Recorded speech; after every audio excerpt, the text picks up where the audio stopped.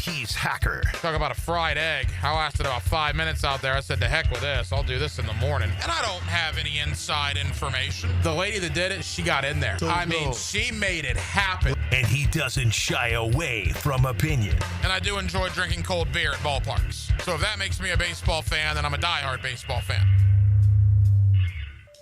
It's Hacker After Dark on 1010XL. And a very good Tuesday evening to you, Jacksonville. It is Hacker After Dark, 1010XL, 92.5 FM with Dylan Denmark. The Hacker Ryan Green with you. Glad you are with us. A Tuesday evening that finds us one day closer to the Jaguars and the San Francisco 49ers. 4 o'clock Sunday. Of course, you'll hear the game right here on 1010XL. One of the better games of the weekend, right? The 2-1 Jaguars, the 3-0 undefeated San Francisco 49ers, albeit a beat-up San Francisco team. So we will begin to take a little bit of a look at the 49ers. I'll actually be down at the Miller Electric Center tomorrow inside the Jaguar locker room. I'm going to go one-on-one with a few of the guys, and we'll bring you those conversations both tomorrow and Thursday evening here on Hacker After Dark. But got an interesting thought that I want to give you guys, just something to ponder on the big deal of the night tonight regarding Jacksonville Jaguar head coach Liam Cohen. More on that in just a moment. Big weekend of college football, too. Gator fans, you cannot be hurt this weekend because your team is off. I'm pretty sure they can't lose on a bye week, although this season's been so bad for Florida. Who knows what bad news will happen over the next 5 or 6 days. But Florida's off, so Gator fans, you can actually enjoy some good offense, good offensive viewing on your TV screen. You got Alabama, Georgia. You got LSU, Ole Miss, Auburn, Texas A&M, Penn State, Oregon, Washington, Ohio State. It's a good week of college football. And, of course, it begins on Friday night. I cannot begin to tell you how much I hate the ACC Friday night football, but it is what it is. That's what the Atlantic Coast Conference chooses to do. And Florida State, I believe, has 2 Friday night games this year, beginning this week in Charlottesville against Virginia. 30 years since Florida State lost in Charlottesville on a Thursday night. Granted, I still believe Warwick Dunn scored on that direct snap. I've thought that for the last 30 years. We'll continue to think that. Nevertheless, Florida State goes back up to Charlottesville 30 years later, and they will play a 3-1 Virginia team. So we'll talk a lot of college football tonight as well. So Jaguar talk, college football talk. Florida, you know who your opponents in the Southeastern Conference are going to be for the next 4 years. Certainly have some thoughts on that as well tonight here on Hacker After Dark. Denmark, before we get to the big deal of the night, I'm fresh off the T-ball field. Game number 2 for Little Hack tonight. I can proudly report, proud dad moment. Not only did my man have a RBI, his second RBI of the year, but my man was playing third, runners on first and second with 1 out, fielded the ball, tapped third base, recorded his first out as a T-ball player. Again, it's the little things in life, man. Ours big arm. Oh, man. I was doing jumping jacks. I was jumping off the bleachers. Other parents were looking at me. I didn't care, man. I was fired up. My guy not only had an RBI tonight, he also recorded an out for the Small Fries, Denmark. That's the team name, the Small Fries. Not the big fries like McDonald's. Not the big fries. Well, it is a fast food theme, but because it's, for 4, 5, and 6-year-olds, they are the Small Fries over there at the Mandarin Athletic Association. Every night here on Hacker After Dark, we do kick it off with a big deal of the night and the aforementioned Dylan Denmark. Let's do that right now. Time now for the big deal of the night. What's the big deal? What is the big deal? No big deal. It is a big deal. On Hacker After Dark. All right, Liam Cohen.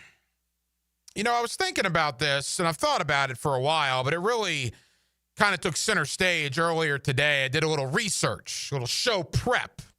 And I knew most of this stuff, but when you see it in writing, it just kind of stares at you right in the face, and you go, holy moly, man. So with a win on Sunday, That will be Liam Cohen's third victory as the Jaguar head coach. That would give him sole possession of sixth all time for most wins as a Jacksonville Jaguar head coach, passing Mike Mularkey and passing Urban Meyer. Think about that for a moment. You know, Tom Coughlin and Jack Del Rio coached this football team, this organization, from 1995 until the latter stages of 2011. Both guys won 68 regular season games. Del Rio, 1 playoff win. Coughlin had 4 playoff wins. But for a 16, almost 17-year period, you only had 2 guys, Tom Coughlin and Jack Del Rio. And then after Jack Del Rio, you got into Mike Mularkey for a year, Gus Bradley for 4 years, Doug Marrone, Urban Meyer, Doug Peterson, interim sprinklings of Mel Tucker and Darrell Bevel. If you want to know the all-time wins list for Jaguar head coaches, well, it's funny you ask because I got it for you. Regular season, Del Rio and Coughlin tied 68 wins as Jaguar coaches. Third place all-time, Doug Marrone, 23 wins. Let that sink in for a moment. 30-plus years of Jacksonville Jaguar football. And Doug Marrone is third all-time head coaching victories with 23. Fourth is Doug Peterson with 22. And then you have a tie. You have a tie between Liam Cohen. I'm sorry, check that. Gus Bradley. Sorry, Gus. Gus with his 14 wins in 4 years comes in at number 5. And then you have a tie for 6 with 2 between Liam Cohen, Mike Mularkey, and Urban Meyer. You know, the Jacksonville community, we are a passionate football crowd. We are a loyal football crowd. We want to win. And really, if you think about it, going back to 2011, we're talking 14, 15 years, we haven't had a head coach here to rally around. Did people rally around Gus Bradley? Of course not. I love Gus. Thought he was a great guy. Not a very good head coach in the NFL. Did people rally around Doug Marrone with this fan base? No. Urban Meyer? Pfft. And Doug Peterson? Pfft. Of course not. So the Jaguar fan base, you guys, you haven't really had a head coach that you've either liked, supported, whatever verbiage you want to use, for basically the last 15 years. You have to go back to Coughlin, and I would say Del Rio because of longevity. Del Rio was here a long time. Del Rio was here from 03 to the latter stages of 11. That's a long time.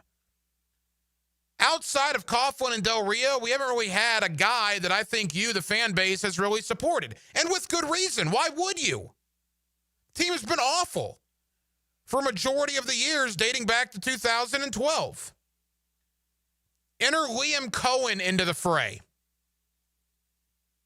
Look, it's early, man. We're 3 games in. I mean, I'm not going to jump to a conclusion here. I will tell you that I expect Liam Cohen to pass Mike Mularkey and Urban Meyer at some point this year for career wins as a Jaguar head coach. He's already tied with them. I think either this year or next, he's going to pass Gus Bradley for 5th all-time.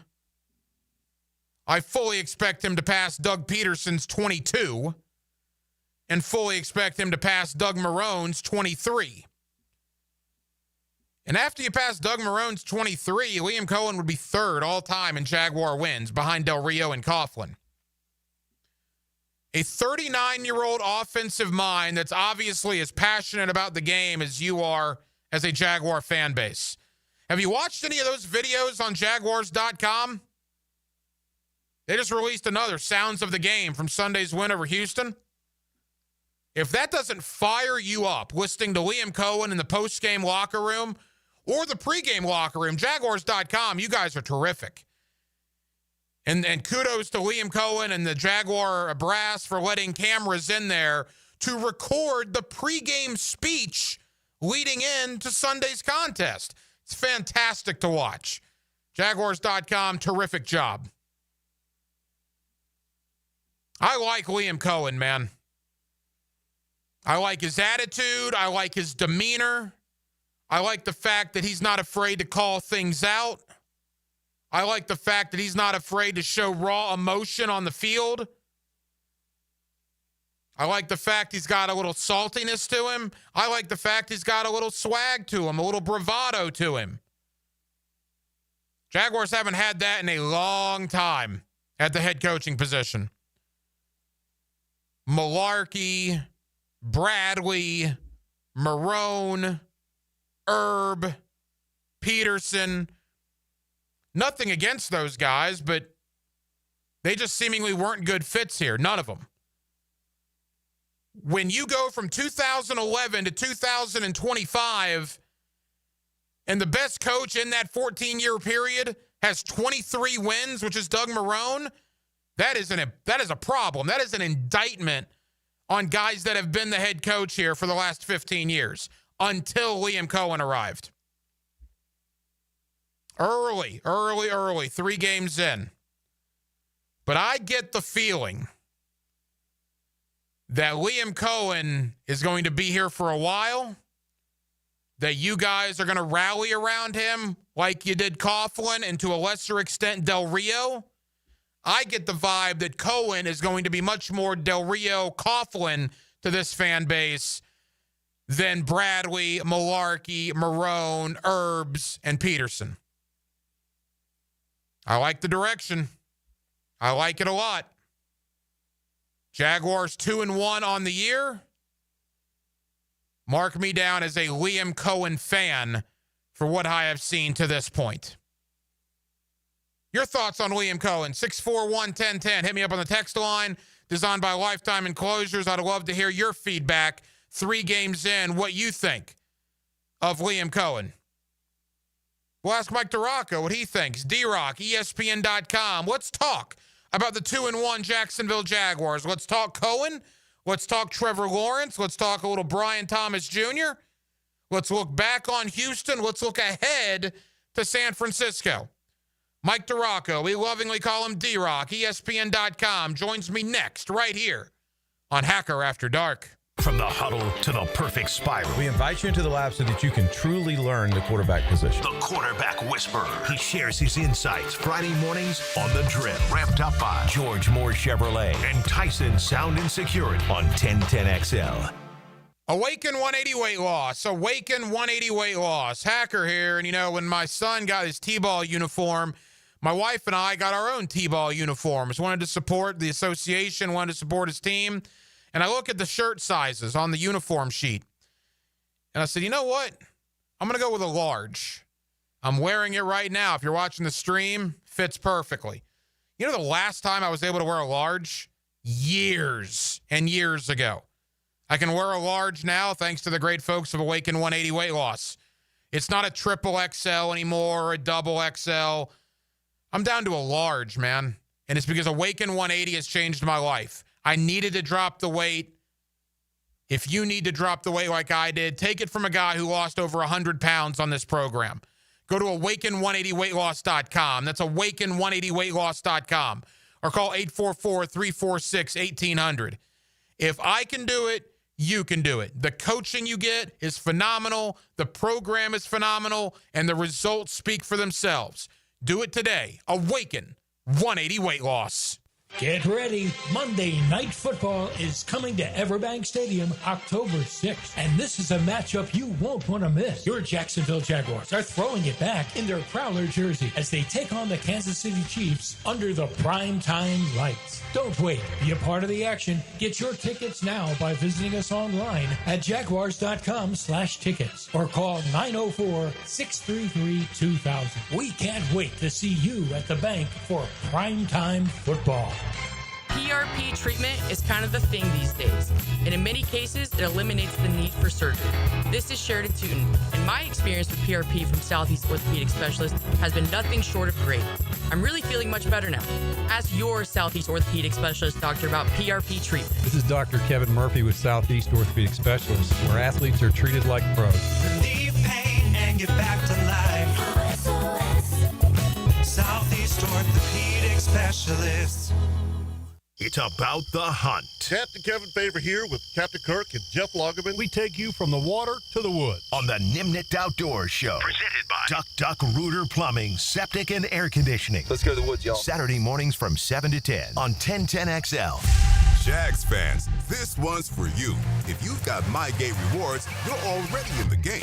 But now you've got a shot at the ultimate prize, meeting QB1 himself, Trevor Lawrence, at Everbank Stadium with 3 friends by your side. With the MyGate Rewards Gatorade Club, every 5 Gatorade items you purchase equals 1 entry toward your chance to win. Stack them up and score big. See store for details. Gear up for the season. Gates got you. Blue here for the Blue Crab House, located right off of San Jose. It's on Jewington Creek Road. They've been around since 1996. Indoor-outdoor dining. Also, takeout is available at the Blue Crab House. Open 4:30 to 9, Tuesday through Saturday. Sunday, noon until 9. Remember, Tuesday, $2 margaritas. Wednesday, $1 oyster night. How about the blue crabs? How about my personal favorite, the Canadian snow crabs? Whatever it is that you fancy, you get it right there. The Blue Crab House. Are you trapped in a high-rate mortgage, watching your hard-earned money vanish every month? Stop right now. At Loan Pronto, they are delivering the lowest mortgage rates in 3 years. Hey, Prosser here. Loan Pronto's rate reduction home loan program is a streamlined, low-cost way to slash your house payments by hundreds of dollars a month. Lock in at a fixed rate as low as 4.99% APR and close in as little as 2 weeks. No appraisal needed in most cases. And here's the kicker. You can skip your next 2 house payments entirely. Don't wait. Rates this low won't last. Call Loan Pronto now for your free, no-obligation quote. Loan Pronto is amazing. So start now by calling 904-999-1508. That's 904-999-1508. Or visit loanpronto.com to lock in your new low rate and skip those next 2 payments. 999-1508 or loanpronto.com. Equal housing lender, NMLS 1661781, subject to lender approval, NMLS, consumeraccess.org. When you need plumbing, septic, or air conditioning service, trust matters. That's why more homeowners in Jacksonville choose Duck Rooter, the area's most trusted service company. We're licensed, insured, and the only master septic contractor in Northeast Florida. From small plumbing repairs to major renovations, septic tank pump outs, drain field installations, and full air conditioning service, we do it all. Call 904-862-6769 or visit duckrooter.com. Duck Rooter. When you're stuck, call the Duck. I'm with Greg from Cycles of Jacksonville. You're on-road, you're off-road, now you're on the water. Greg, tell everybody what Coach and Honda is offering in the form of boats. We've got the Honda boat, which is a great runabout fisherman. We've got the Coach boats. They're fantastic for getting out with a family. Nice lay-down beds, all with that legendary Honda motor on them. Check them all out. They're waiting for you. You can see how you can be on the water with Honda or with Coach pontoon boats. Cycles of Jacksonville on Atlantic near Regency. 1010XL, presented by Farah and Farah, exclusive injury law firm of the Jacksonville Jaguars. When it's game time, Farah doesn't flinch. Now, another great guest on the Checkmate Coatings phone line. Hello. Your floor's missing piece. Back here on 1010XL and 92.5 FM in the city of Jacksonville. We are glad you are with us. The Jaguars and the 49ers, Sunday, 4 o'clock. Of course, you'll hear the game right here on 1010XL as the Jaguars now 2-1 after last week's victory over the Houston Texans. Let's talk about the 2-1 start. Where are Jacksonville? Where are the Jaguars at 2-1 right now? And let's preview San Francisco, and let's do that with my buddy D-Rock, Mike Draco, ESPN.com, always kind enough to join us here on Hacker After Dark. Mike, how we doing, pal? I'm good, Hacker. How are you, bud? Hey, Mike, we're good, man. Thank you for the time. All right, you and I spoke towards the end of training camp. We've now had 3 weeks into the regular season, 2-1 for the Jaguars. Certainly vastly different than where we were this time last year. Mike, a mile-high view, your thoughts on the Jaguars 3 weeks into the year? Well, I think if you had said to me at the beginning of the year, pick one side of this team that's going to carry the other side in the first 3-4 weeks, I would have said, well, I think the offense is going to carry this defense for a little bit just because it's a new group of guys, new first-year coordinator, not really sure how it's going to mesh together. Totally blew that. It's been the defense that's really kind of carried this team for the first 3 weeks, which has been a little bit of a surprise. A lot of mistakes on offense that have to get cleaned up, a lot of pre-snap penalties. The passing game is not working. It's out of sync. The run game has really worked pretty well in the second half of last week's game. It came alive a little bit and helped them win that game. But I've been impressed with the play of the defense. And it's more than just the 9 turnovers in 3 games, which is the most in a 3-game stretch in franchise history, and the same number of turnovers they forced all of last season. It's the 2 guys on the edge, Josh Hines-Allen and Trayvon Walker, are having really, really monster starts. And they've been so good in the secondary, which we all know was a major weakness last year. Jordan Lewis has been one of the best signings in team history. So very, very impressed with the way that side of the ball has been playing. And it's a good thing, too, because they've got some issues, like I said, they got to work out on offense. Yeah, there's no doubt. They're probably 2-1 in spite of the offense, which I agree. I would have never said that a month ago. We'll get to the drops in a moment. We'll get to Brian Thomas Jr. and Travis Hunter in a moment. But, Mike, first and foremost, your thoughts on Trevor Lawrence so far? Some good and some bad. If you're looking for a really good thing, his knowledge of the offense and the way he's running the offense and the way he's recognizing what he's seeing out there on the field is at a very, very high level. I asked Liam Cohen about it the other day, and, his response was that, he is just totally owned the offense, and he's canned and changed a bunch of calls at the line of scrimmage, which is what you'd expect. And Cohen said, hey, look, I agree with more than 95% of the changes that he made. So that's pretty high praise for a guy who's just in the first year of this offensive system and really has only been running it for 3 weeks. You can work on a lot of that stuff at camp, but you really can't get the same feel as you can for game days. Now, has he missed some throws? Absolutely. Does he need to be a little bit less greedy on some throws? Yeah, absolutely. And he admitted that the other day, that interception against the Texans was a greedy throw that he shouldn't have made. Has he been hurt by the drops that you mentioned before? Absolutely. That's an issue that has to get cleaned up. But overall, he's been solid. Do they need him to be a little bit more than that? Yeah, that's got to happen in the next 3-4 weeks, if this offense is really going to get rolling. Mike Draco of ESPN.com. D-Rock, Brian Thomas Jr. was one of the best wide receivers in the league last year, and it just hasn't clicked 3 weeks in. In fact, quite frankly, Cincinnati and for the first, 58 minutes of Houston, BTJ just didn't look very good. I mean, let's be honest. But then obviously he made the catch that was a game-altering catch, the 46-yarder that put Jacksonville in the position to take the game-winning touchdown there with under 2 minutes to go on Sunday. You hope that kind of sets a spark for Brian Thomas. You hope that's what he needed to turn this early season around, because it's been odd how much he has struggled to this point. Yeah, he has not had a really good offseason, as we talked about before. And, he struggled in camp, too. And that connection with Trevor Lawrence wasn't there. And he had some drops in camp as well. We saw some of the issues with his hands last year a little bit at times. He double caught a lot of balls, and he had some drops in camp as well.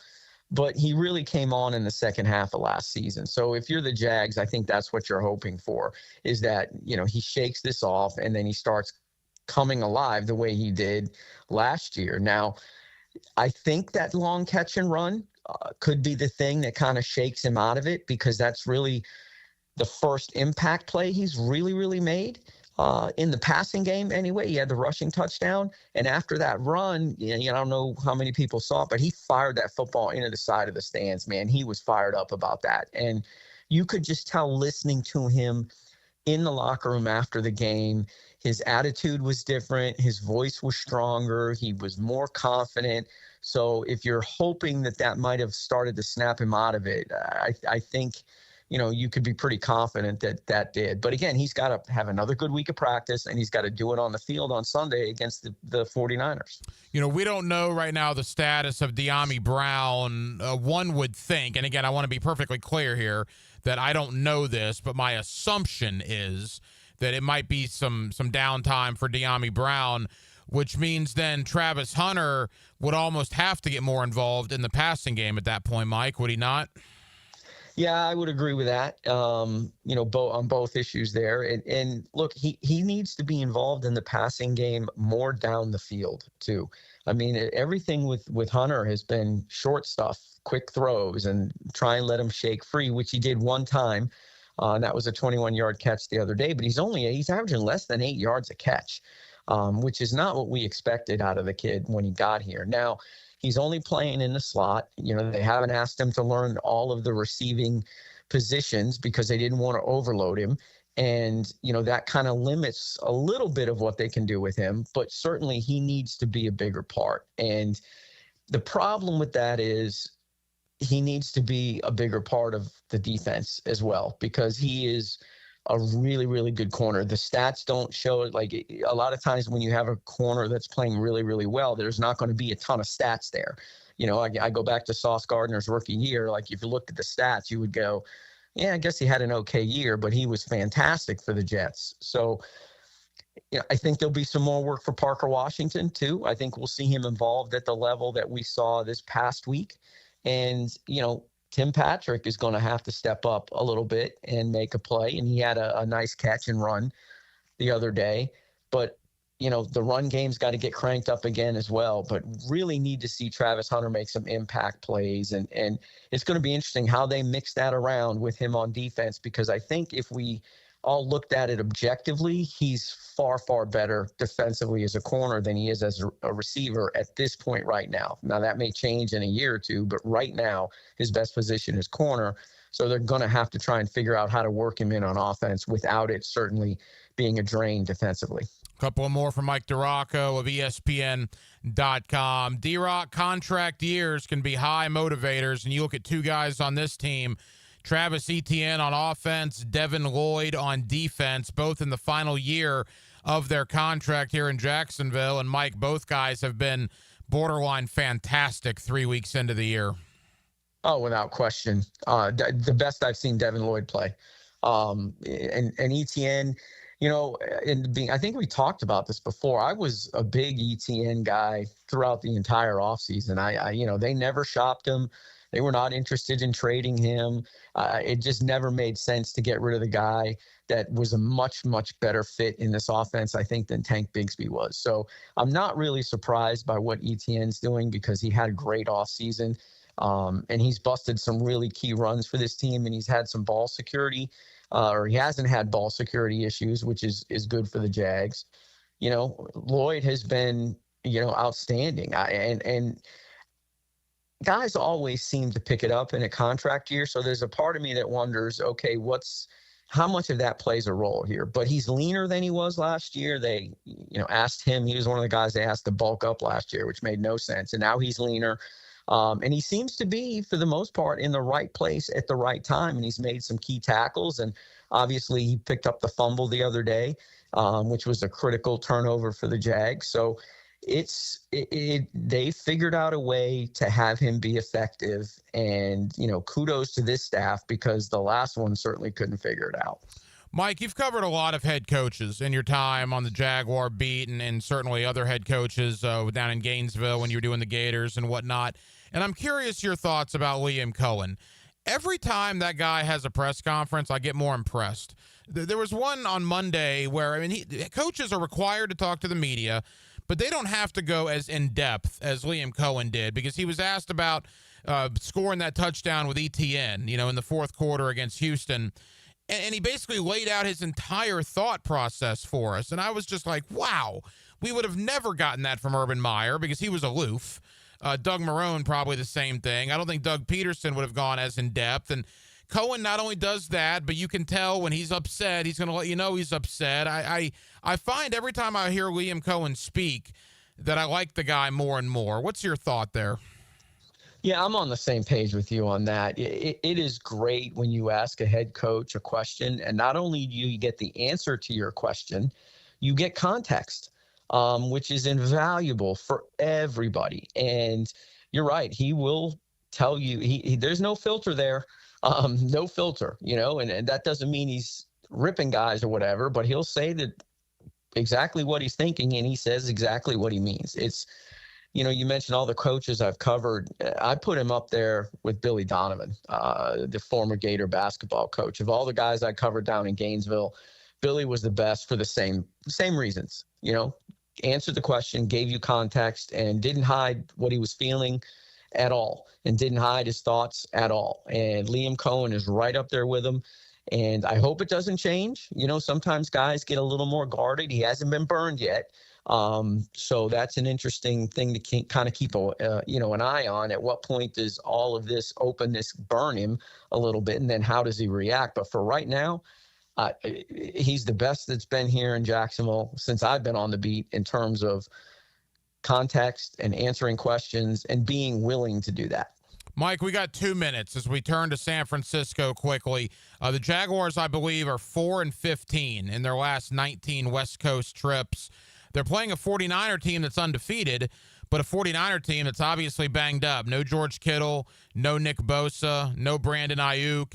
The Brock Purdy thing is interesting as well. Now, it's early in the week, but San Francisco has a huge division game against the Rams 4 days after they play Jacksonville. And I'm just curious if Purdy would play twice in 4 days, or would they hold him out against Jacksonville to have him ready for that big division matchup with the Rams? I'm sure we'll find out certainly later in the week. But what's your early thought on Jacksonville and San Francisco on Sunday? Oh, I'd so much rather see Mac Jones versus the Jaguars. There's so many more fun storylines with that, obviously. But yeah, that's an interesting thing to consider with Purdy. And Mac Jones, by the way, he got hurt in the game as well. So, that's something that they've got to consider. But he almost played last week, if I remember correctly, Purdy, that there was a chance he could have played last week, and he came back to practice. So I expect to see him this week. I don't know a team would look at the Jags and be like, oh, well, we're just going to, we're going to win that one with our backup, and we're not going to really worry about it, maybe in years past. But this is a pretty good Jags team defensively, especially. They're getting a ton of pressure on the quarterback. So, I would expect to see Brock Purdy this week. And the Jags have not traditionally played well on the West Coast either, like you said. And they got to go out there and be competitive in this game. It can't be like the last time they played the 49ers when they got their doors blown off. If you're going to be a good team and you're going to be a team that could compete in the playoffs, which is the talk is starting here about that, absolutely. You got to go out there and you got to be competitive against one of the league's best teams. And, I remember, I think it was 22 when they went out there to play the Chargers, and they pretty much dominated the Chargers and beat the Chargers out there. And that was sort of the sign to me that team had a chance to be pretty good. So this is a big game for them. I know that everyone's looking forward to the Monday night game the week after, but this is a huge game for them to kind of prove that they really are a different team, and Liam Cohen is the right guy.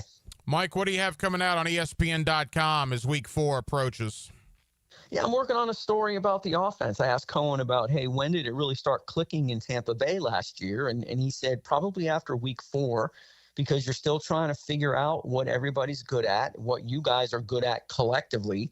He mentioned, the different, run schemes and what's this group good at. So, we're getting obviously into week 4 right now. So you got to think that this offense is going to start to take off a little bit. And it's helped by the fact that Trevor Lawrence has got a complete understanding of it. So that, I think, is running Friday this week. Mike Draco, ESPN.com. D-Rock, I know you're busy. Thank you for the time. I'll see you down there in the Jaguar locker room tomorrow. Absolutely. Thanks for having me, Hack. Baloo here for Smoonez Vision. Why Smoonez Vision? Well, I've been with Dr. Neil Smoonez now since I got back to Jacksonville in 2006. 37 years of experience he has. Smoonez Vision is a family organization that focuses on personal high-quality medical and surgical eye care. Dr. Catherine Smoonez is fellowship-trained in cornea and cataract surgery and all refractive surgery. Combined, that's 30 years plus in laser eye surgery. Visit SmoonezVision.com today. Here you can see. Bueller. Stay cooler with Bueller. Hey, Jason, thanks for coming over so quick. Sure thing, pal. What's the big... Whoa! See, I told you there was a smell. Yeah, it smells like... Exactly, or a dead one more like it. You need some fresh air in here. Well, this is the problem, Jason. I've kept everything sealed up tight all summer long so I don't lose all my nice cool air. Now all the dog smells and cooking smells and home gymnasium man cave smells are all building up and I can barely... Dude, where are the Bueller sunglasses I gave you? Oh, I don't know. They must be in my other... Put on my emergency pair. Whoa. Bueller Air and Plumbing can install an air purification add-on to your existing air conditioner. Clean the air of dust and pollen and funky smells while you cool. So I can keep all the cool air I saved up? And your place won't smell like a dead... Stay cooler with Bueller. Visit BuellerAir.com.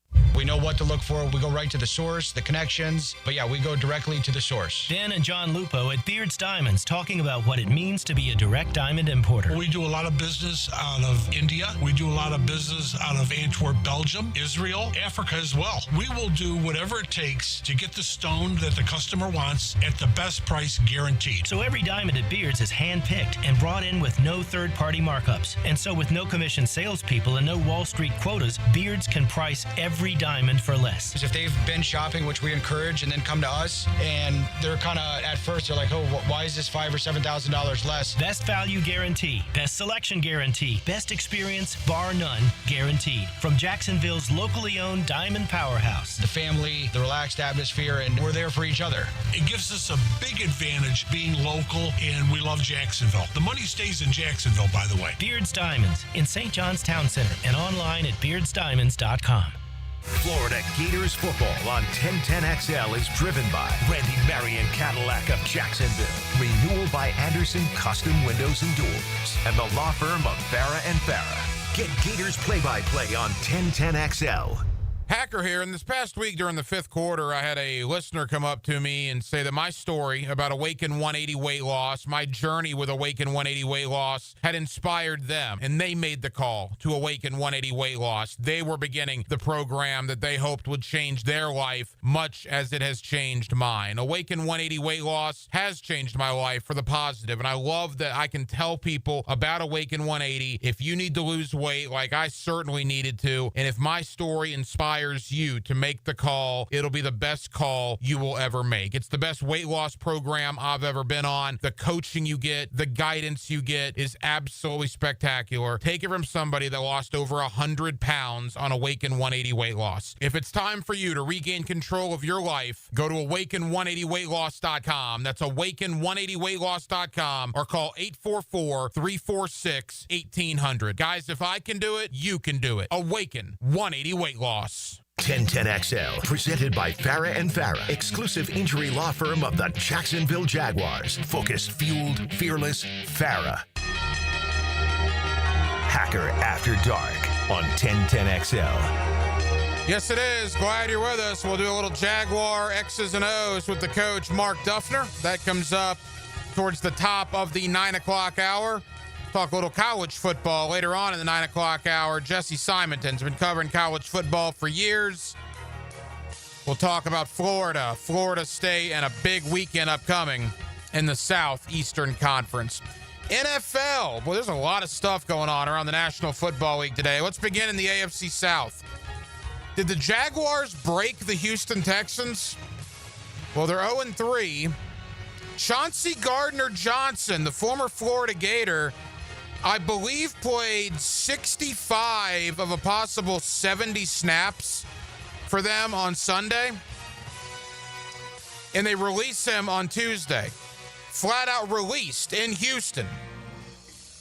Chauncey Gardner-Johnson was the guy that was getting into it a little bit with Trevor Lawrence on Sunday. again, played a ton of snaps, was brought over in a trade this offseason from Philadelphia, released today. Obviously, there were reports coming out. There were issues in the locker room, calling out some of his teammates reportedly, not liking the defensive scheme, the defensive fit. Look, I like Chauncey Gardner-Johnson. Maybe I'm a little biased because the guy went to Florida and was a good player for the Gators. I'll grant you that.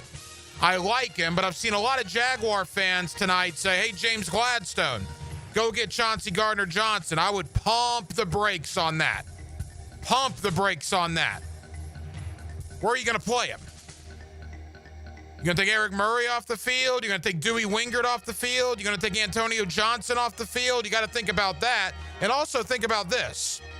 Chauncey Gardner-Johnson's a very good player. Why does he keep going from team to team to team? From Philadelphia to Detroit, back to Philadelphia to Houston, now released again. He's about to join, his fifth team in 6-7 years? 2 different stints in Philadelphia? At a certain point, you have to ask, is it talent related? Which it probably isn't.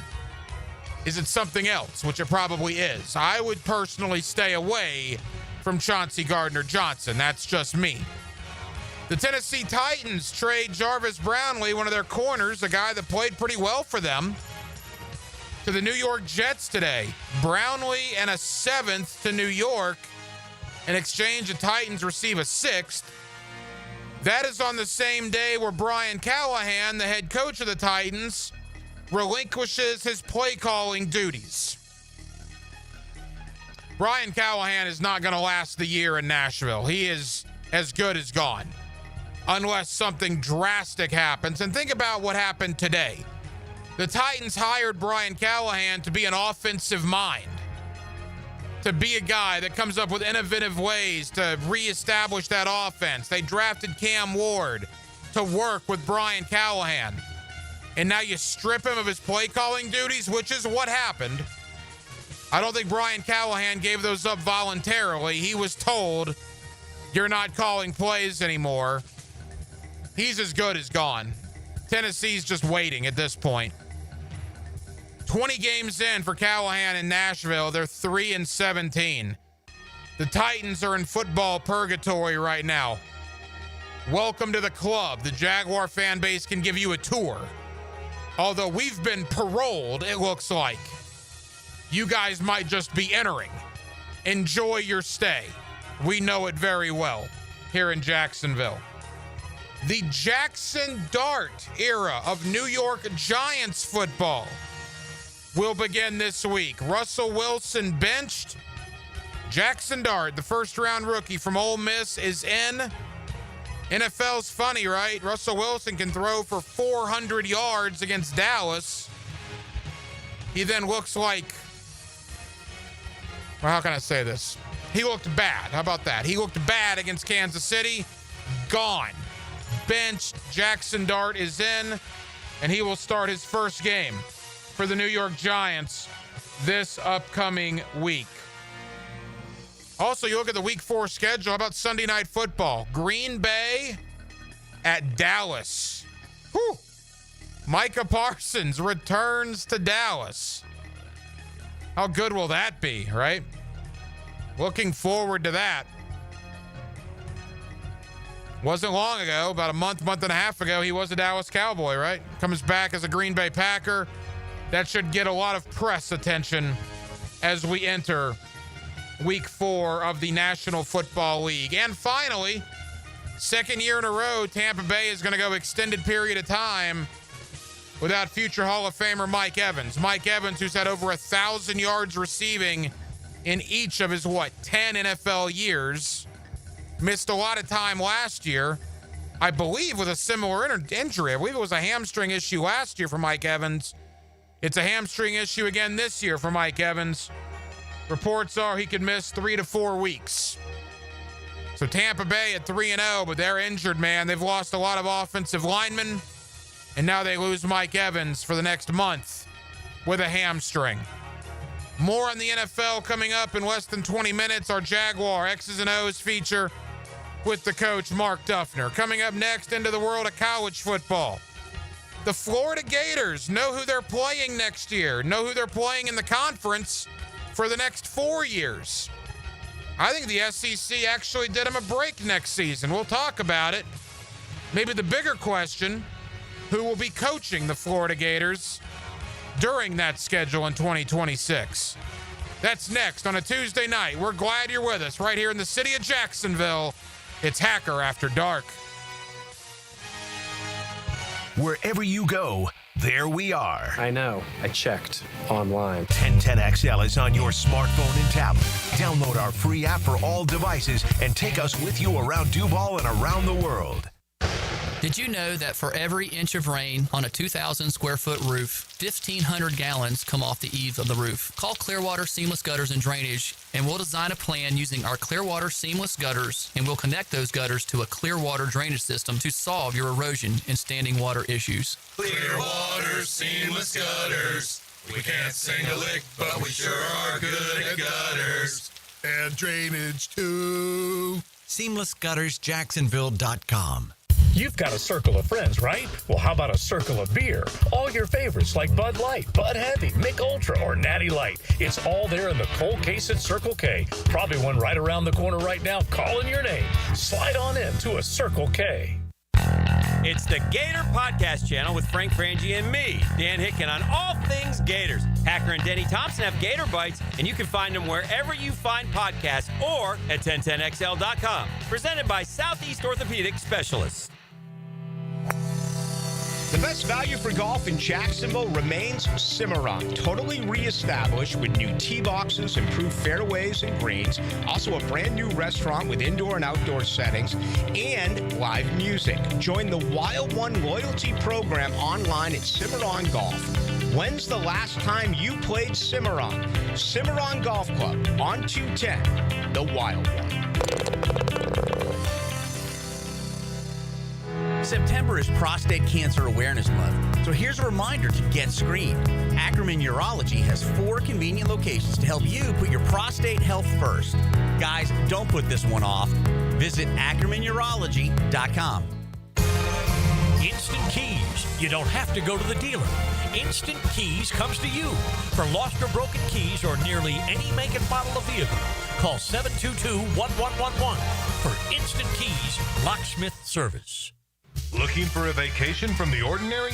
Celebrate the end of summer at Tobacco Cove. Join us Saturday, September 27th from 1 to 4 p.m. for a sensory getaway with Espinosa's Cigars. Discover exceptional cigars, delicious food, and your chance to win awesome prizes. Tobacco Cove at 3849 Bay Meadows Road. It's more than a cigar store, it's an experience. Don't miss out. Your escape awaits. Is your backyard ready for the big leagues? Pick it here for Surfside Pools. Serving Northeast Florida since 1977, they have the home field advantage. Family owned and operated, offering weekly pool service, equipment repairs, commercial maintenance, remodels, and new pool construction. Let Surfside Pools make your backyard dreams a reality. Are you ready to float happy? Visit SurfsidePools.net or call 904-246-2666. Surfside Pools and Spas, your hometown MVP. License number CPC 044080.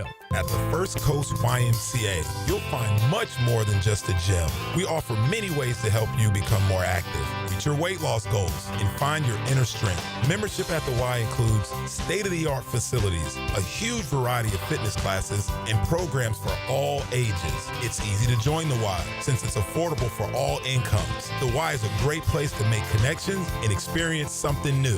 Visit the YMCA near you or online at fcymca.org.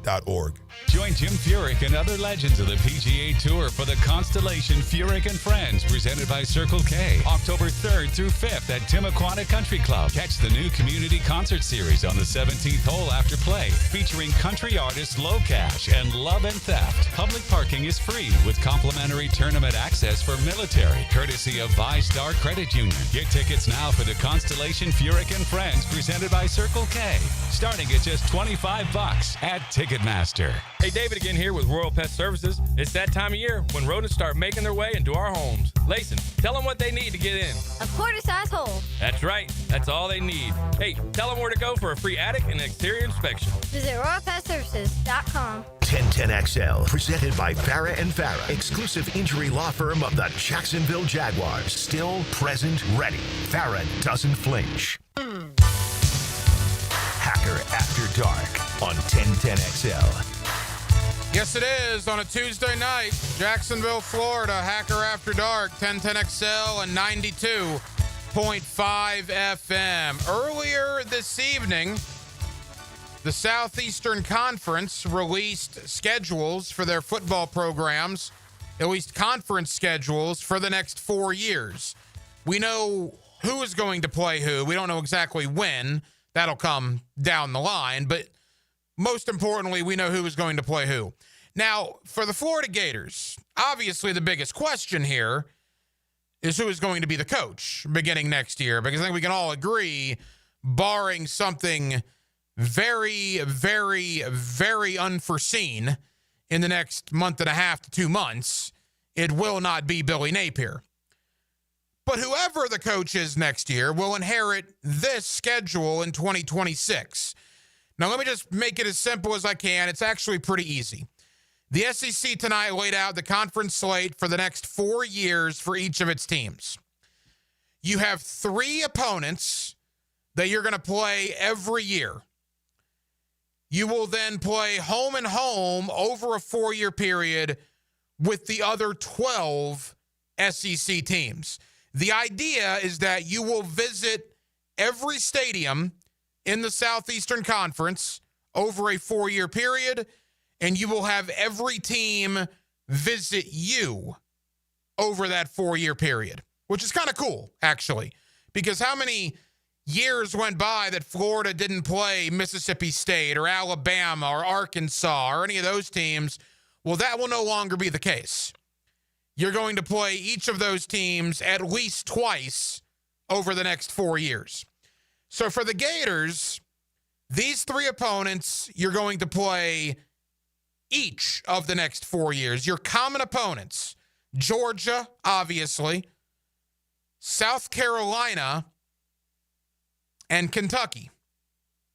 I got to tell you, I think that's pretty decent of the Southeastern Conference. LSU comes off, so you won't play them every year. Tennessee comes off, you won't play them every year. You keep the rivalry with Georgia, the cocktail party,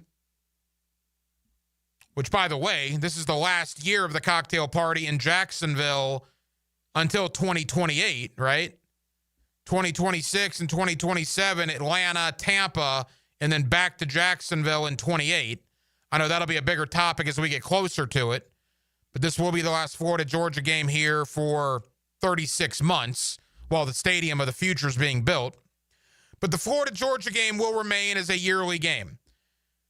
And then Kentucky and South Carolina, you play them each of the next 4 years. Again, Denmark, I kind of like that, man. Now, again, we'll see who the coach is. There's a lot of things that need to be answered.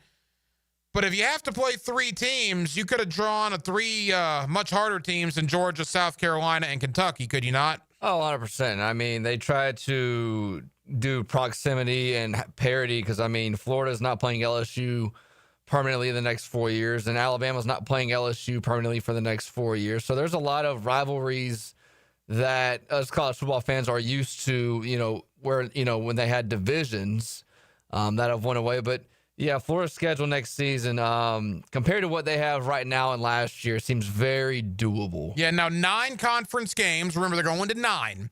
So here is Florida's opponents next year, if you haven't seen it. The conference home games: Vanderbilt, South Carolina, Ole Miss, and Oklahoma. Oklahoma coming to Gainesville next year. First time ever. Yeah. So Oklahoma, Ole Miss, South Carolina, Vanderbilt coming to Gainesville in 2026. The Gator road games next year: Texas, Kentucky, Missouri, and Auburn. I know Florida fans were really upset, 20 some odd years ago when you lost the Auburn game. Well, you're going to get it now for a couple of times. You're going to get Auburn twice in 4 years beginning next year on the Plains. So home games in 26, Oklahoma, Ole Miss, South Carolina, Vandy. Away games, Auburn, Kentucky, Missouri, and Texas. And, of course, Georgia here. Or I guess Georgia, it'll be next year. Where is next year? Is that in Atlanta? It's either Atlanta or Tampa. In 26, it is in Atlanta. It's in Atlanta next year. All right, so you get the Dogs in Atlanta next year. On the surface, man, I mean, look, Texas will be tough on the road, obviously. Auburn will be tough. Kentucky or Missouri? Okay. And then you get Vandy, South Carolina, Ole Miss, Oklahoma. That's manageable. That's manageable. Now, it's all going to come down to who the coach is, what players are retained, what they do in the portal. A lot of questions to be answered about coaching and who's actually going to be playing in those games. But I like what the SEC did. You're going to visit every SEC stadium in a 4-year period, and you're going to have every SEC team visit you at least once in a 4-year period. And that will begin next year in 2026. Halftime, 1 hour down, 1 hour to go. We will take you up till 10 o'clock as we do every night right here on Hacker After Dark. Coming up next, our Jaguars X's and O's thoughts from Mark Duffner. Coach Duffner has been 50 years on the coaching sidelines in both the college game and the National Football League. We'll review the Houston win. We'll look ahead to San Francisco. We'll talk Anthony Campanile and a whole lot more. Mark Duffner joins me next right here on Hacker After Dark. What could Jacksonville do better? Find out from one of our best ever as David Garrard joins Mike and Fat Tony on Jaguars Today. Monday from 10 to noon. Restored by Resto Pros of Northeast Florida on 1010XL. Rick Ballou here with a congratulations for John's Auto. They've been in business in Jacksonville for 40 years. That's right, going all the way back to 1985. Right now, they'd like to thank each and every one of you who's ever gotten their vehicle serviced at John's Auto. So, car, truck, or diesel, all makes, all models, whether it's a routine maintenance or a complete engine overhaul, go to John's Auto on Arlington Road, johnautomotivejacks.com. Looking for your new favorite hangout this football season? Try Voodoo Brewing Company in the heart of San Marco. Locally owned and community-focused, Voodoo Brewing serves up award-winning beers, scratch-made upscale pub fare, and laid-back vibes where everyone's welcome. For live music, trivia nights, and all the football action this season, make Voodoo Brewing Company Jacksonville your new favorite spot on San Marco Square. This Date in Sports History is brought to you by Southeast Orthopedic Specialists. On September 23rd, 1988, Hall of Fame quarterback Joe Montana missed his first start for the San Francisco 49ers after 49 consecutive starts. Go to the Green every Saturday morning. Happy learned how to putt. And get golf tips and talk to help make your golf game more fun on the Edwin Watts Golf Hour. Saturday morning at 10 on 1010XL. Home of the Jaguars. WJXL AM Jacksonville Beach. WJXL FM Jacksonville Beach. Mike Dempsey for Apex Roofing and Contracting of Jacksonville Beach. If your roof's got any damage, if it leaks, if it's just old and ugly, call my friends at Apex Roofing. But Mike, roofs are so expensive. It's true. Quality roofing is not cheap, but Apex Roofing has up to 100% financing available, so you don't have to compromise quality for budget. Apex Roofing. No shortcuts, no stress, just quality work with financing available. Reach for the peak with Apex Roofing and Contracting in Jacksonville Beach. ApexRoofingFL.com. If you're 55 or older and into that whole saving money thing, T-Mobile has an exclusive phone and internet bundle just for you. Right now, get 2 unlimited phone lines plus 5G home internet for just $30 each per month with AutoPay, plus taxes and fees. And with 5G home internet, setup is easy with just 1 cord and no technician needed, which is great if you're also into that whole keeping it simple thing. Switch now and experience the best mobile network in the U.S. Visit your local store to start saving. T-Mobile, it's better over here.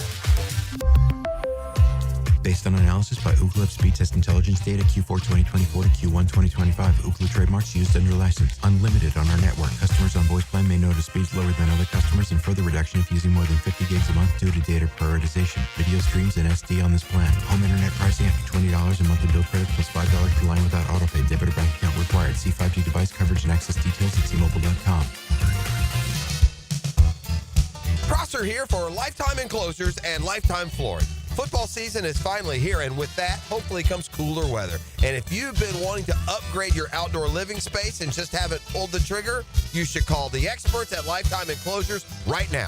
From glass lanais to screened-in enclosures, Lifetime Enclosures and Flooring is the best in the business. Give them a call today. Lifetime Enclosures and Lifetime Flooring. Showroom just off Phillips Highway. Tell them Prosser sent you.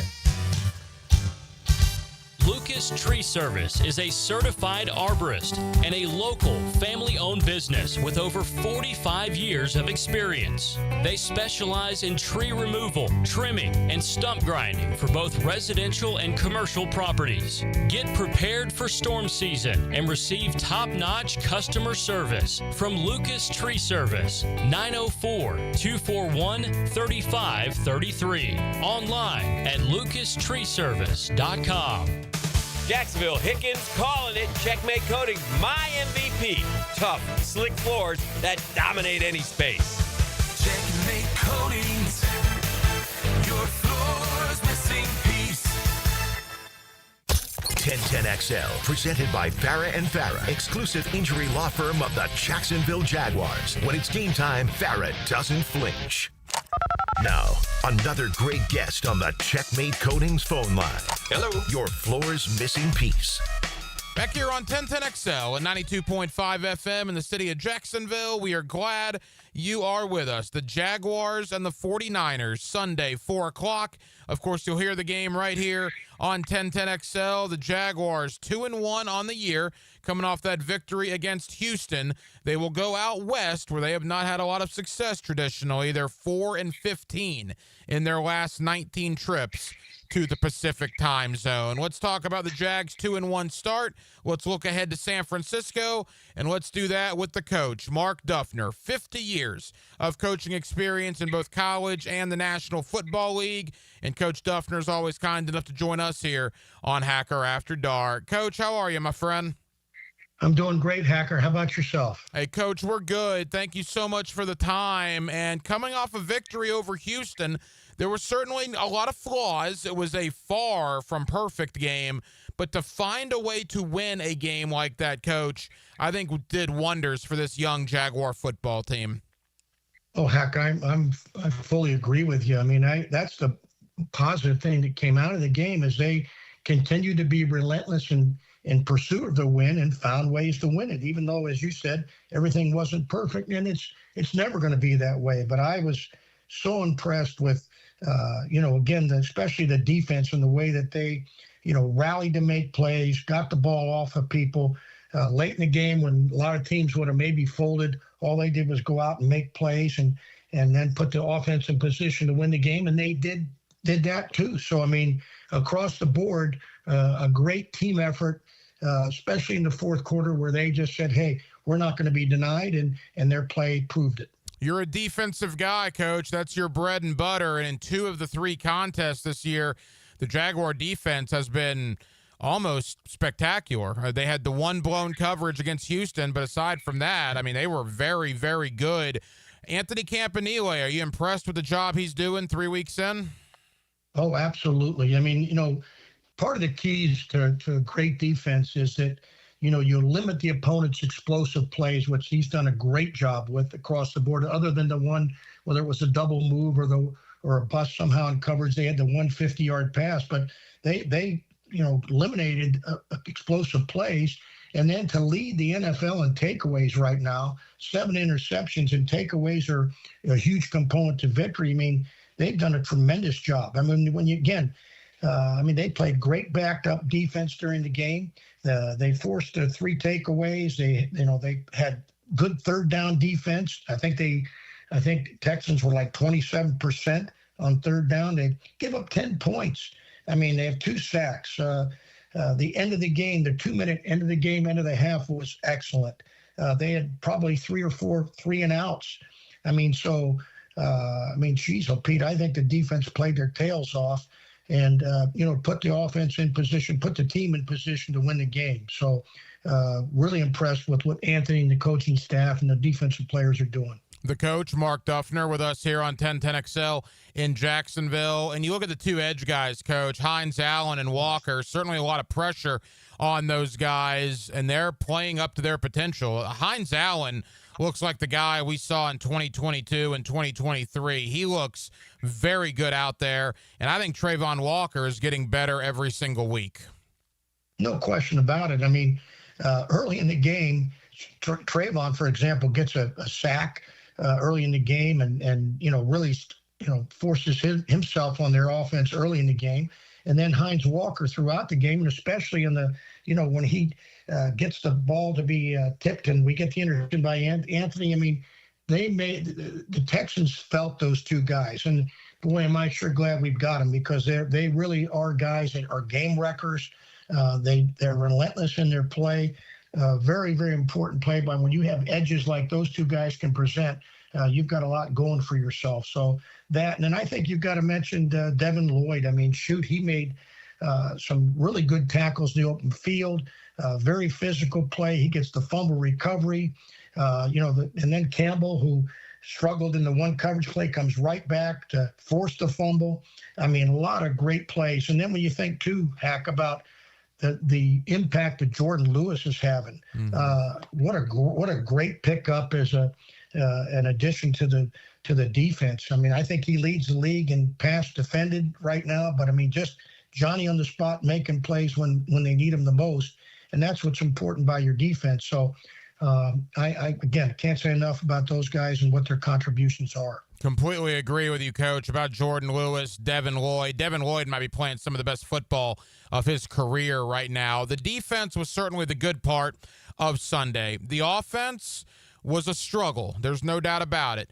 Coach, 50 years for you in both college and the NFL. You've seen it all as a head coach, a position coach, a coordinator. You're a very valuable resource. The Brian Thomas Jr. thing, I mean, that's weird, right? He was one of the best receivers in the league last year, and for whatever reason, it just hadn't clicked. Now, he made the great play at the 2-minute warning that basically won the game, and you hope, whatever the issues were, that kind of is the beginning of the turnaround for BTJ.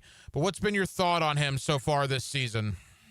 Well, you've kind of gone through it. I mean, he has been inconsistent, and especially to the level that both he has presented and the fans and everybody here have become accustomed to based on his play last year.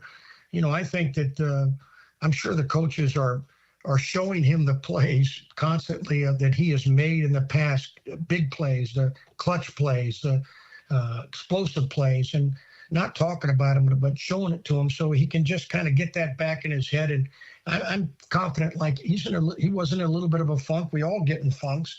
I think that he's coming out of that, and I think especially the critical play that both he and Trevor made there on, I guess, what looked like it was going to be a run blitz. They check off, and they have the explosive play that they do. I mean, geez, a 46-yard play with both of them working together. That's what you're looking forward to seeing consistently, and I think you will. So I think he'll come out of that funk, and again, just a tremendous play then by both the quarterback and him. Agreed. And you saw the emotion of BTJ on the sideline after that catch, throwing the ball into the wall. You could tell that was a big play, and maybe that will begin a turnaround of sorts here for BTJ in the 2025 season. That brings me to Travis Hunter, Coach. Now, we don't know the status of De'Ami Brown moving forward. Right. Again, I want to be clear about this. I don't know this, but my assumption is Brown is probably going to miss at least some time, which means Hunter's going to probably have to get more involved in the passing game. But we're seeing Hunter a lot more on defense as well, because he's showing to be a very good corner. If De'Ami does miss time, Coach, how would you handle Travis Hunter if you were Liam Cohen? Well, I think they've got the beautiful thing about him. He gives you a lot of options, and I would think they're going to lean pretty strong to continue to get him involved on the offensive side, based on he made a terrific catch and then a big, I think it was plus 21 yards, maybe it was, in terms of explosive play. He shook the defense very quickly. So you saw the explosiveness and the big play ability that he has on offense. in this last game against the Texans. So trying to get that to be more in terms of production with the offense, I think is big. He played, I think, 35 snaps on offense, 41 on defense in the last game. I get all that, but I think now, as you mentioned, with Brown possibly hindered in terms of his participation, getting an explosive guy to help you in the offensive side of it, I think, in a weapon that defense has to be concerned about, makes a lot of sense. So I would guess that is to say his offensive participation will spike up or tick up a little bit. Final moments with the coach, Mark Duffner. Coach, the Jaguars are going out west. And like a lot of East Coast teams, they have not fared very well out west. I believe they're 4-15 in their last 19 trips to the Pacific time zone. What is it about East Coast teams traveling out there? Is it much ado about nothing? Is it guys like me that make a big deal out of it? Or is there something to going out to the West Coast? I kind of think there's not much to it. I think that unless you let it become something like that, and if you let time change and all that get into your head a little bit, that maybe that can be a factor in some respect. But I think the coaching staffs now and the organizations are very cognizant of the timing, the nutrition, the hydration that you have to have when you go through different time changes, the rest involved, and try to put the schedule together where it's least impactful as possible. And then, you go out and you play the game. So I think making as a coaching staff and an organization making less about all that, and hey, we're going to play whoever it is. In this case, it happens to be the 49ers. Let's go out and play them and go from there. I think you try to make the week as time cooperative as possible for your players. And, Coach, it wasn't long ago you were game planning against Christian McCaffrey. That is the situation for Anthony Campanile and Liam Cohen this week. Now, no George Kittle. We already know that. No Brandon Ayuk. And we don't know about Brock Purdy. I would imagine he's going to play, but he has missed some time with an injury as well. So all eyes are on McCaffrey, and I guess Ricky Pearsall for that matter, because Pearsall, the former Gator, had a big game for them last Sunday. Well, you're on it. Really, the offense for them right now clearly goes through McCaffrey, and you'd have to say Ricky Pearsall too. The way he has spiked up in their attack. I mean, in the last game he's really their number one receiver right now with some of the injuries you already mentioned that they've had, and he's come through in big fashion for him. I think he had 8 catches, a big one on 4th down, 34-yarder in their last game against Arizona. So Pearsall has been a big factor, and then I think McCaffrey. I mean, everybody knows that, but I think he's leading the NFL in total offense clearly as a running back. I mean, he had 10 catches in the last game, and he had 31 touches in the first game against Seattle, which was the most in the league at that time. So the offense was running through him. They've done a really good job finding ways to win without those other assets, without the Kittles, without the Ayuks and so forth. And you got to credit what the quarterback, what Jones has done in the interim without Purdy in there. And a lot of it's a short, quick passing game. But, I mean, he's played well for him. So I think, like you said, I think you've got to prepare that Purdy's going to play. And you know what your weapons you've got in terms of what their personnel is, knowing the fact that this is a 3-0 team, that's find ways to win against some pretty good ball clubs already. Coach, final question. We got 60 seconds, and maybe I'm overthinking this. Tell me if I am. San Francisco has a huge division game against the Rams the Thursday after Jacksonville. They have 2 games in 4 days. And with some of the injury problems of the 49ers, they're playing a non-conference game against Jacksonville, and then 96 hours later playing a huge NFC West game against L.A. Would that even cross their mind to maybe sit guys that aren't 100% to have them ready for that division game 4 days later? I think that, Hack, you bring up a great thought. You got to be careful when you do that because, what mindset are you creating for your team? And I get that, but if you can't overlook anybody. And I think that they're right now excited about the fact that they're 3-0 and you sit players in anticipation of that following game. Well, that message kind of gets to your players, however you subtly or however that, maybe we're not taking the Jaguars as focused as we need to. So I'd be careful about that. I think you play each game as hard as you can and prepare for it as hard as you can, knowing that all games are tough to win right now. And we want to stack up wins. We want to stack up consistency in our play as a team. And I'd be careful about that. And so we'll just see what they decide to do. But this is a team that's found ways to win, that plays pretty darn good defense, that's got weapons on offense. Even though they're banged up some, they still got guys that can convert this. So it's going to be a great challenge for the Jaguars. The 2-1 Jaguars, the 3-0 49ers, Sunday 4:00, and of course you'll hear it right here on 1010XL. The coach, Mark Duffner. Coach, I know you're busy. Always appreciate the time, bud, and we'll talk again soon. All right, Hack. Appreciate being on with you. Thank you. John Osher knows Jacksonville football like Jack's Beach knows the ocean. That makes two of us. Wednesdays from 10 to noon on Jaguars Today. Served up by Twin Peaks, home of the 29-degree draft on 1010XL. Nothing like a hot shower. Wait, why is the water up to my ankles? It's the dreaded clogged shower drain. Hair, soap scum, and last week's mystery goo. It's touching my toes! Don't panic. Call the pros at Duck Duck Rooter. We'll tackle plumbing, septic, and even the nastiest shower clogs. Call 904-862-6769 or visit duckduckrooter.com. Duck Duck Rooter. When you're stuck, call the duck. Here's your 1010XL community calendar of local events and nonprofit groups helping people here at home. Tee off for a cause. Join Junior Achievement of North Florida for the Golf Classic September 29th at San Jose Country Club. Help support financial literacy for local students. Find out how at janfl.org.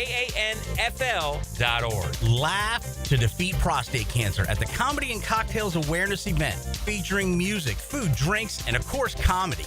October 2nd at the Jesse Ball DuPont Center. The average cost associated with childhood cancer is a startling $833,000. This is Tom Coughlin, and September is Childhood Cancer Awareness Month. Help the J Fund raise awareness to help our neighbors and community members tackling this devastating disease. Visit tcjfund.org/September for more information. You can find out how to share your community event at 1010XL.com. Hi, folks. Jason Parker here with Performance Painting. Ever wonder what to do with leftover paint that you don't want? Here's a few options. Paint can be placed in the regular trash if it's dry. Simply stir in kitty litter to a thick consistency. Then wait a few days with the lid off till it dries. Also, if the paint is good, there's many charities or churches that would love to have it. If you'd like more tips or have a project, we'd love to help. Go to performance-painting.com. Performance Painting. Repair, protect, preserve. Performance Painting. Hop in, I'm driving. I'm Lauren Brooks, and I'm behind the wheel as we cruise down Lawrence Lane in search of the day's most talked about sports stories. Driven by Mazda at the Avenues, 2 to 4 weekdays on 1010XL.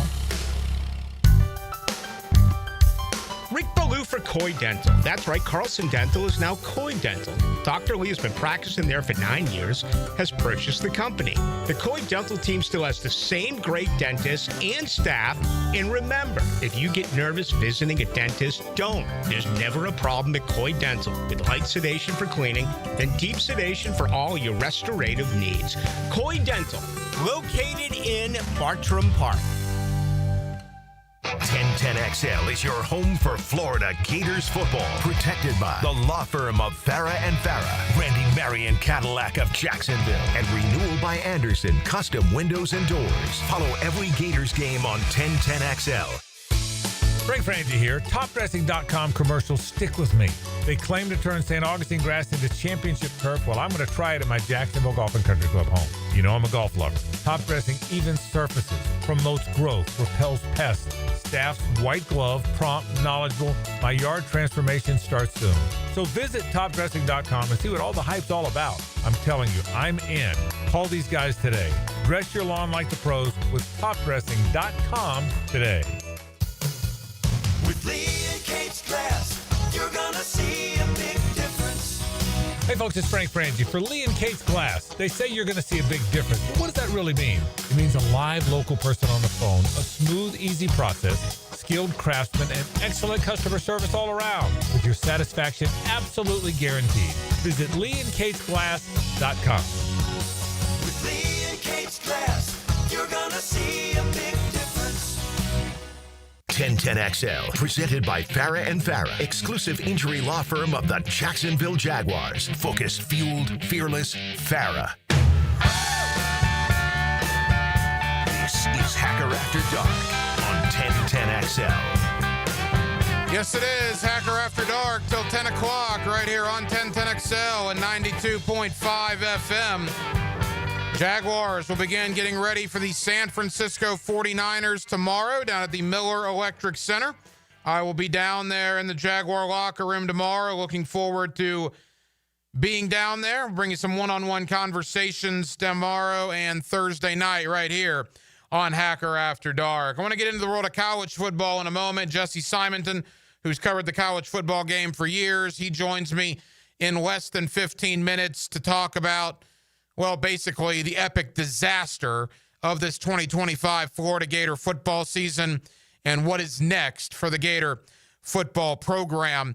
Quickly, speaking of the Gators, a Gator-related issue, Chauncey Gardner-Johnson, a former Gator, released today by the Houston Texans. I mentioned this in hour number one, but just to rehash, I've seen a lot of Jaguar fans on Twitter basically saying, hey, let's go out and bring in Chauncey Gardner-Johnson. And while I believe that Gardner-Johnson is a good football player, I also am not blind to the fact that he's still a relatively young guy, and he's about to be looking for his fifth team in the National Football League.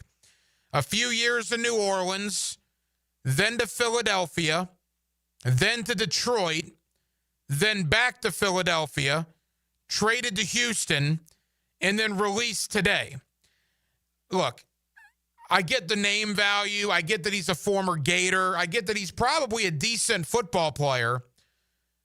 But if we're talking about culture and bringing intangibly rich people into the ecosystem, as James Gladstone has preached over and over and over, I just don't know if a guy that's looking for his fifth team in 7 years would be what I would call an intangibly rich person to bring into the ecosystem. A guy that played 65 snaps on Sunday and is released 48 hours later, to me, that's not about performance. That's about issues in the locker room. That's about issues with teammates, potentially issues with coaches. So again, I get the name. I get the fact that he's a former Gator, but I would pump the brakes on the Jaguars bringing him in here. Plus, I like the safeties. I know they released Savage, but obviously Antonio Johnson, love what I've seen out of Eric Murray and Dewey Wingard. Where would you play Chauncey Gardner-Johnson? You have to take one of those guys off the field. Don't want to do it. Hopefully he can find greener pastures elsewhere. All right, to the world of college football. We'll get into Florida with Jesse Simonton. They're on a bye week, so luckily and thankfully the Gators cannot lose this week. And maybe more so for Gator fans, you don't actually have to watch them this week. You can watch entertaining games where teams actually score points. That'll be a novel concept for Gator fans that have not experienced that yet this college football season. Georgia and Alabama between the hedges Saturday night. Huge game for Kalen DeBoer. Last time they were on the road did not go well a few weeks back in Tallahassee. Georgia has decided they're just not going to lose at home again, ever. I mean, what are we talking about? Like 5 years since the Dogs lost at home? They got the longest home winning streak in the land, I believe. I don't know, Denmark. I like Alabama, but going to Georgia on a Saturday night, that seems like a tough chore for the Crimson Tide. Yeah, give me Georgia in that game. Georgia, I think it's a field goal spread. That sounds about right. There's a lot of under-the-radar SEC games, too. That's the marquee one. LSU Ole Miss should be a good one. Hey, Ole Miss lost a ton to the draft. Jackson Dart among them, which, by the way, the Giants are going to start Jackson Dart this upcoming week number 4. Ole Miss lost a lot of guys from last year's team, but give it up for Ole Miss. They're 4-0. Lane Kiffin's got them playing awfully well. They host LSU, an LSU team that is also 4-0. The game is in Oxford. Who do you like between LSU and Ole Miss?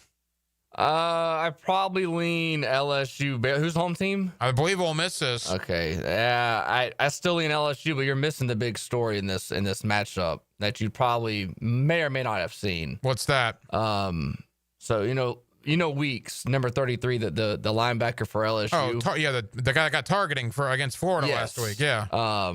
It came out the other day that he is dating Lane Kiffin's daughter. And Lane Kiffin's daughter just subtly put that Instagram picture out like the other day. Wow. So the week of the game, she like puts that on her Instagram. Pretty funny. Oh, that adds some intrigue to it. No doubt about that. So LSU and Ole Miss this week. And then a couple of under-the-radar games. Auburn, Texas A&M. Again, a little luster off of that because Auburn lost last week, but I still like it. And Tennessee's got to go to Starkville. Is Mississippi State the quietest 4-0 team in America that actually has a win over a top 15 opponent? Remember, Mississippi State beat Arizona State in week 2. They're just going about their business at 4-0. The Volunteers got to go into Starkville. Look, I think Tennessee's got more talent, but I got to tell you, Denmark, it wouldn't surprise me if Mississippi State gives them all sorts of trouble on Saturday. No, and I mean, that Arizona State game, not a lot of people watched it. It was more of one of those things where everybody saw the highlight at the end of the game. I mean, we're going to know what Mississippi State is once they get in conference play. Once you become ranked and you're playing another ranked matchup opponent in the SEC, that's when teams usually, fans usually tune in. So we'll know what Mississippi State is here in these next 2-3 weeks. It is by far and away the best weekend of SEC football that we've had so far. And maybe it's ironic that I say that knowing that Florida is not playing this weekend. The Gators are 1-3. They have a bye week. The season has been a disaster. It has been a failure of college football epic proportions, and it is September the 23rd. Where does Florida go from here? Not necessarily this season, but at the coaching position, because you know as well as I do, barring an unbelievable and unbelievably unforeseen turnaround, it is just a matter of time before Billy Napier is shown the door. Jesse Simonton's covered the world of college football for years. He's one of my go-to guys. He knows the Florida program, knows it very, very well. We'll talk Billy Napier's future. We'll talk about the disaster that Florida is. We'll mix in a little Florida State, Virginia as well. Jesse Simonton next on a Tuesday night here in the city of Jacksonville. It's Hacker After Dark. I'm here with Danny Van Sickle, director of the Electrical Training Alliance. Danny, tell me about your program. Hey, Rick, we're a 4-year electrical apprenticeship. Our students start out making over $40,000 a year, and right now make over $90,000 a year, including benefits. There is no tuition or student debt. You just have to apply and get accepted. Did you say no tuition and no student debt? You heard that right, Rick. Once you're accepted to the program, it only costs for the books and the course fees. About $800 a year. That sounds like an amazing opportunity. How can I learn more? Just go to etajax.org and you can apply there. Apply by November 6th. Hey, we all think we're experts on football, right? Well, it's time to prove it with Prize Picks. Picking here for Prize Picks. Listen, you and I make decisions every day, but on Prize Picks, being right, it gets you paid. So what are we experts on? Like the Jaguars. We know what Brian Thomas Jr. is going to do, and Prize Picks makes it fun. It's simple to play. Just pick more or less on 2 to 6 player stat projections. If you get your picks right, you cash in. Prize Picks also offers injury reboots. If one of your players leaves the game in the first half and doesn't return, Prize Picks doesn't count it as a loss. Prize Picks put their users first, so all withdrawals are fast, safe, and secure. Prize Picks offers Venmo, Apple Pay, MasterCard, and more for quick and easy deposits into your account this football season. Download the app today and use code 1010XL to get $50 in lineups after you play your first $5 lineup. That's code 1010XL. You get $50 in lineups after you play your first $5 lineup. Prize Picks. It's good to be right. Game days aren't the only win happening in the 904. Best of Bold City named 904 Gutters with a Z the #1 seamless gutter company in Duval. Like the team's O-line protects their QB. Call the winning team at 904 Gutters with a Z to protect your home from the rain. Julington Creek Pest Control has been serving our community since 1984. Our turf management program is an all-out blitz, granular fertilization, weed and insect control, keeping your lawn championship green all year. Quarterly pest control stops bugs before they ever cross your goal line. Family owned, locally operated, expert technicians, top quality products, no gimmicks, just winning results. Julington Creek Pest Control, our family serving yours since 1984. Blue here for the Blue Crab House, located right off of San Jose. It's on Julington Creek Road. They've been around since 1996. Indoor-outdoor dining. Also, takeout is available at the Blue Crab House. Open 4:30 to 9, Tuesday through Saturday. Sunday, noon until 9. Remember, Tuesday, $2 margaritas. Wednesday, $1 oyster night. How about the blue crabs? How about my personal favorite, the Canadian snow crabs? Whatever it is that you fancy, you get it right there. The Blue Crab House. Hey, Jacksonville. It's Dr. Kevin Kaplan, team physician for the Jaguars and proud member of Jacksonville's newest orthopedic dream team. At Orthopedic Specialists of Jacksonville, we brought together 10 board-certified, fellowship-trained surgeons, each one a specialist in their field, all working together to deliver smarter, faster care with better results. From sports injuries to joint replacements, we've got the right player for every position. Visit osjax.com and meet your team. That's osjax.com. How do you know that your roof is ready for the next big storm? You don't. That's why you need to call me. I'm Ronnie, the owner of Brandon Roofing. We'll assess your roof and fix those issues before they become storm disasters. Visit brandonroofing.com today to schedule your free roofing quote. License number CCC 1328006. 1010XL, presented by Farah and Farah, exclusive injury law firm of the Jacksonville Jaguars. Still present, ready. Farah doesn't flinch. Now the cool down with Donovan Air, Electric and Plumbing, keeping Jack's cool since '87. Back here on 1010XL and 92.5 FM in the city of Jacksonville. We are glad you are with us. Well, the good news for Florida Gator fans this week is they can't lose, I don't think, on a bye week after a 1-3 start to the year. Florida State hits the road for the first time on a Friday night as they take on Virginia, and we got some huge SEC matchups as well. Let's talk about all of it with Jesse Simonton. He's covered the world of college football for many years. He's got the Surrender Cobra Substack we'll tell you all about, and Jesse's always kind enough to join us here on 1010XL. Jesse, how we doing, man? Doing well. Enjoying a fun season. Hey, Jesse, we appreciate the time with you. All right, the last time you and I spoke was before the season kickoff, and at that point, Gator fans were filled with hope and optimism.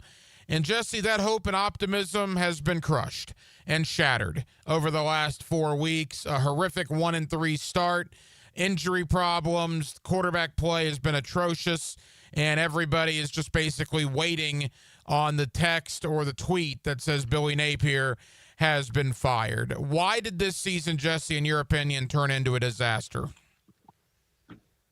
Well, I think it honestly started with, I don't know if it was a false premise or, the fact that the Florida camp being really the entire, Florida football program really kind of not hiding the fact, but shying away and not kind of acknowledging the fact that DJ Lagway hasn't been the same guy since, he got hurt at the end of last season. So he misses all of, spring practice. That was well known.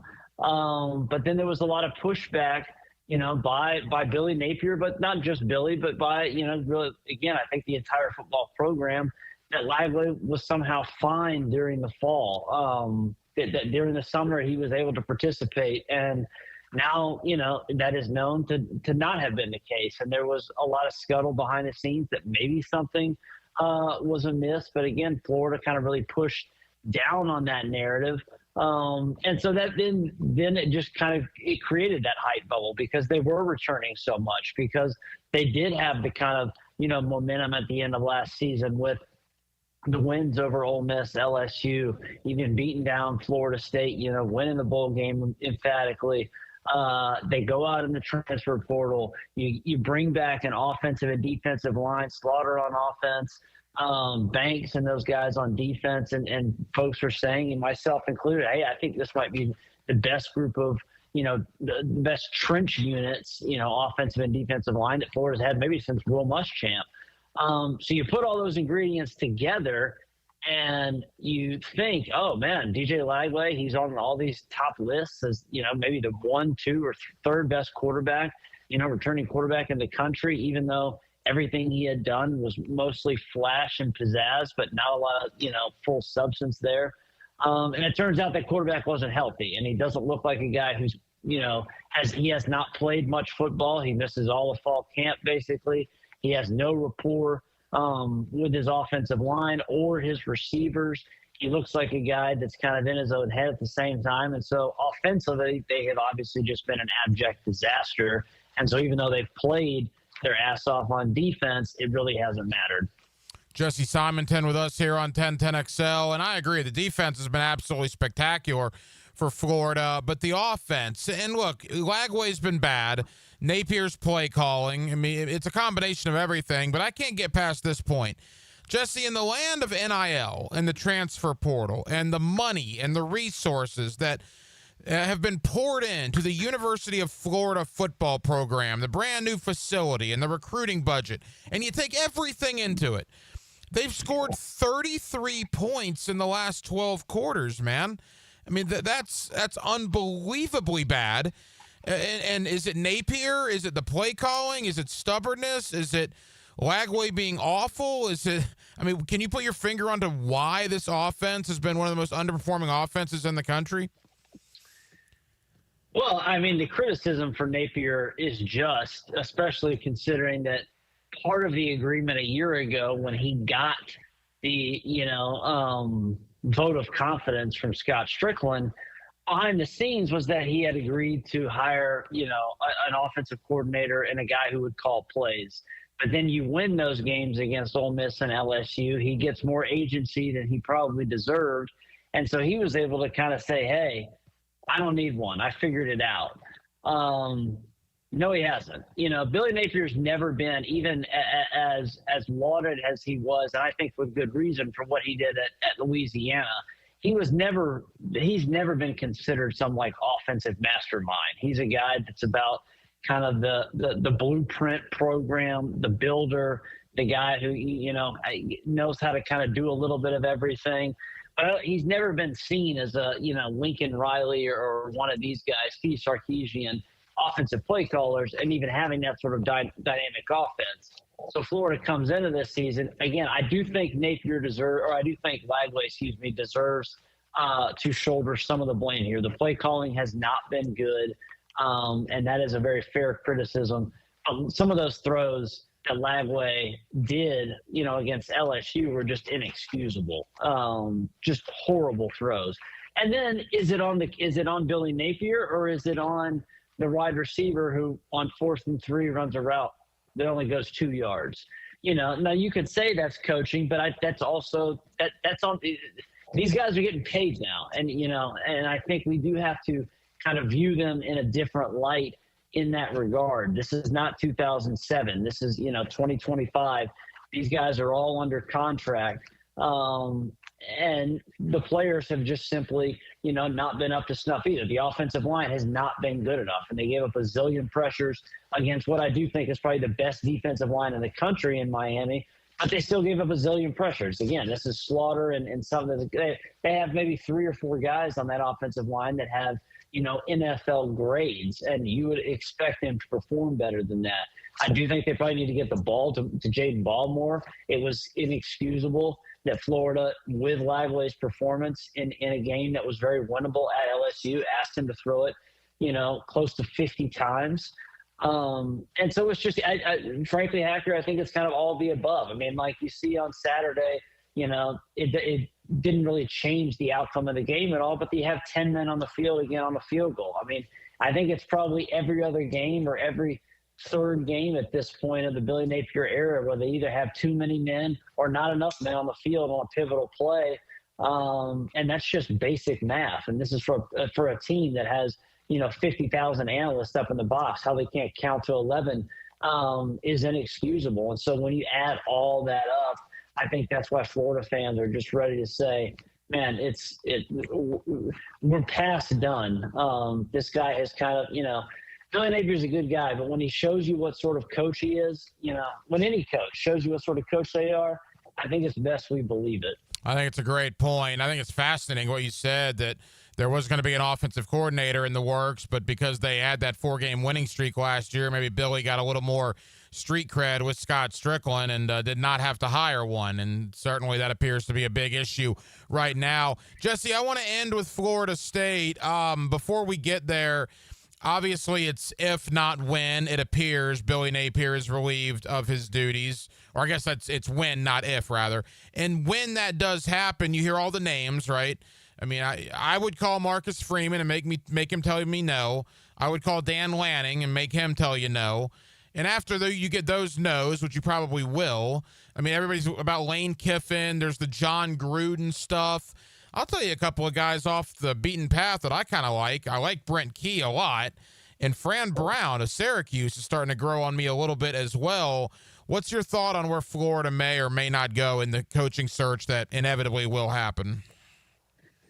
Yeah, the John Gruden stuff. I mean, I don't really understand that at all. I mean, this is a guy that couldn't even get a sniff of UCF a year ago. So the idea that somehow he would be able to pull off and getting a job like Florida would be insane. And it would honestly, and I think Gruden's funny, now what he's doing with Barstool and all that. But this is a guy who seems to be kind of anti the transfer portal, and also is, they're mad about Billy Napier's offense. John Gruden's running an offense that was, big in 1997.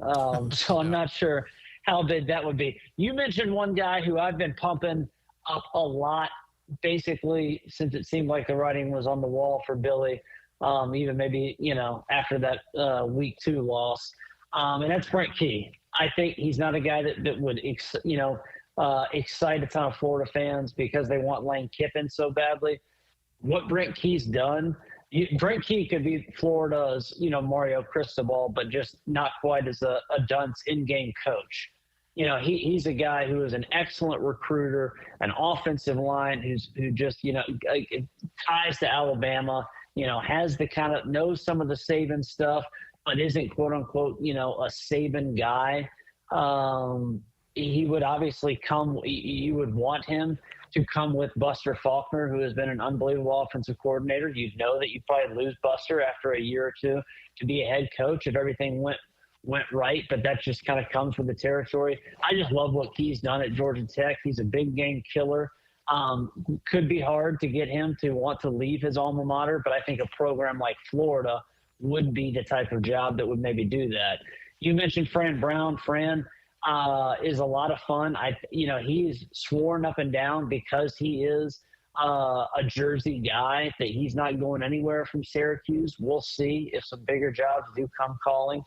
I don't see any chance that Lanning ever entertains leaving Oregon for any job other than Georgia. Oregon's a better job than Florida right now too. So he would have no reason to leave, in my opinion.